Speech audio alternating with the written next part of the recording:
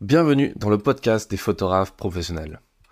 Aujourd'hui, nous allons explorer un thème fascinant que j'aime beaucoup, que je trouve extrêmement pertinent pour tous les entrepreneurs et en particulier pour les photographes.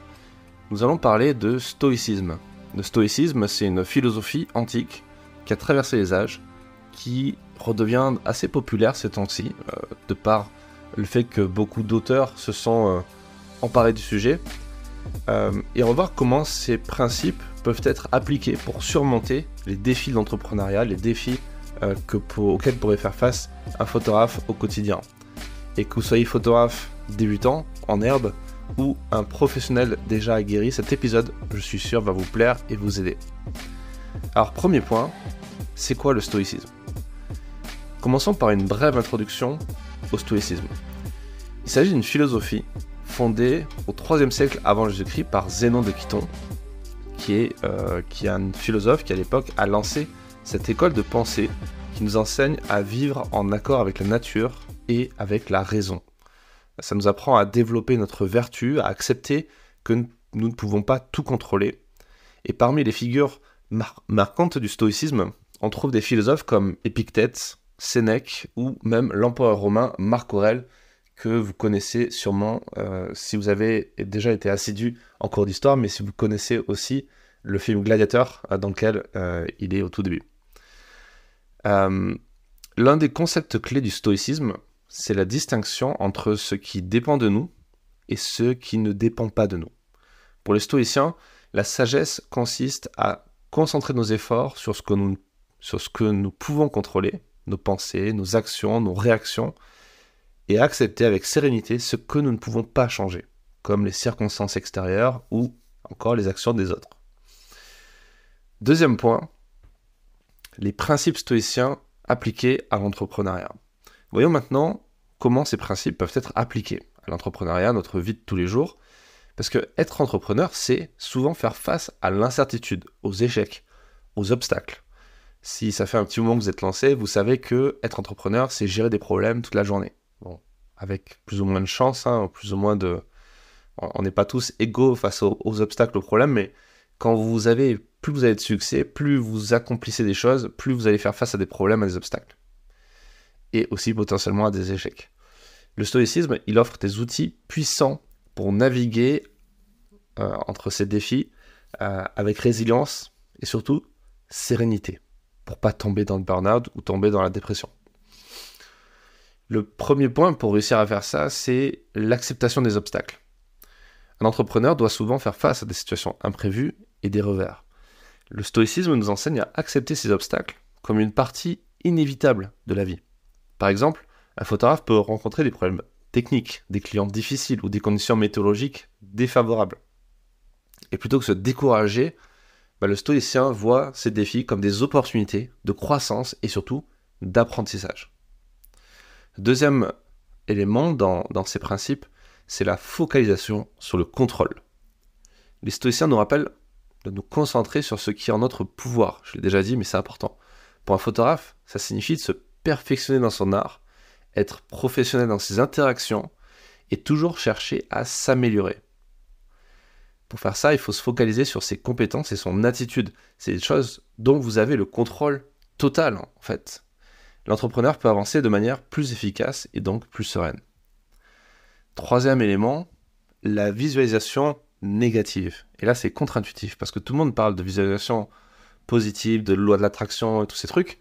Là, je vais vous parler de visualisation négative. Parce que c'est une technique stoïcienne qui est très utile et qui consiste à imaginer les pires scénarios possibles afin de mieux les appréhender. Pour un photographe, par exemple, ça va être envisager des pertes d'équipement, le fait de se faire voler son équipement, le fait que la séance photo soit annulée, qu'on ait des critiques négatives, que le client soit pas content. En fait, en se préparant mentalement à ces éventualités, déjà on est moins surpris si ça arrive, et si surtout ça dépend pas de nous, mais surtout on est mieux préparé à réagir de manière constructive et voire même à ne pas que ça arrive. Vous voyez ce que je veux dire ? Plus vous serez parano sur certains points, plus vous ferez attention justement à votre cadrage, à votre sac, à vos affaires, etc. Et enfin, dernier petit point sur la question des principes qu'on pourrait apporter dans notre pratique, c'est la vertu et l'intégrité. Le stoïcisme met l'accent sur ces deux valeurs, la vertu et l'intégrité personnelle, parce que pour un entrepreneur, cela signifie agir avec honnêteté, avec respect et professionnalisme en toutes circonstances. De ce fait, vous allez vous construire une réputation solide, basée sur des valeurs importantes, qui vont faire écho avec celles de beaucoup de gens. Et c'est comme ça qu'on attire des clients fidèles et des clients respectueux. Alors, je vais terminer cet épisode sur un point tout aussi important qui est celui de la productivité. Parce que dans ma masterclass sur la productivité, j'ai fait tout un cours sur le stoïcisme, et c'est de là d'ailleurs que je tire ces éléments. Et je vous invite à regarder la masterclass complète si ça vous intéresse, si vous voulez en savoir plus sur le stoïcisme. Je suis allé encore un peu plus loin parce que ça dure 1h30.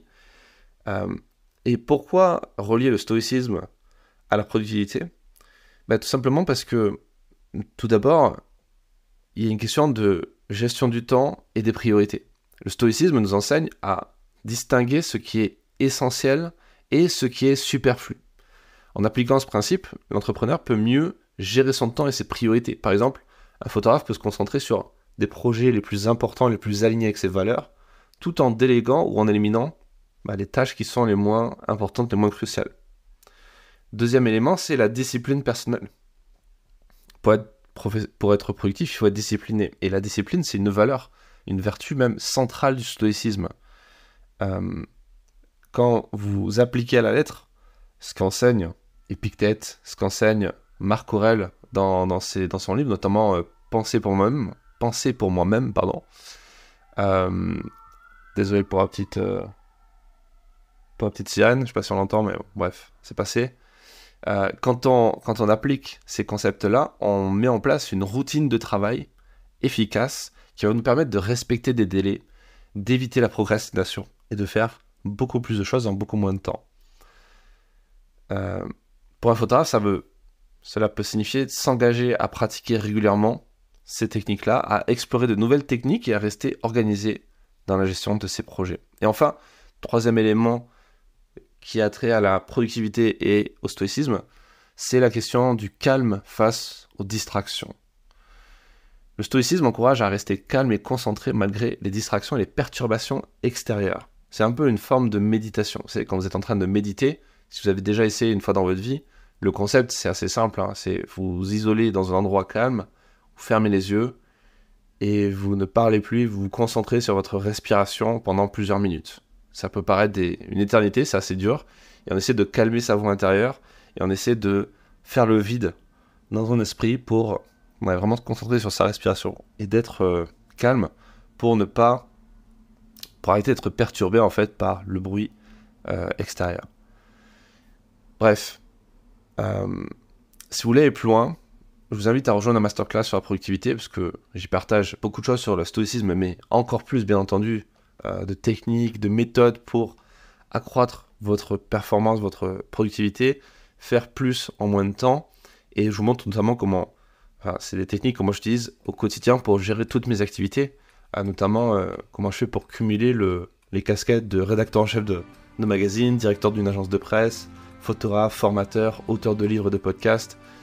Tout ça sans tomber dans le burn-out, sans tomber dans la dépression. Tout va bien de ce côté-là.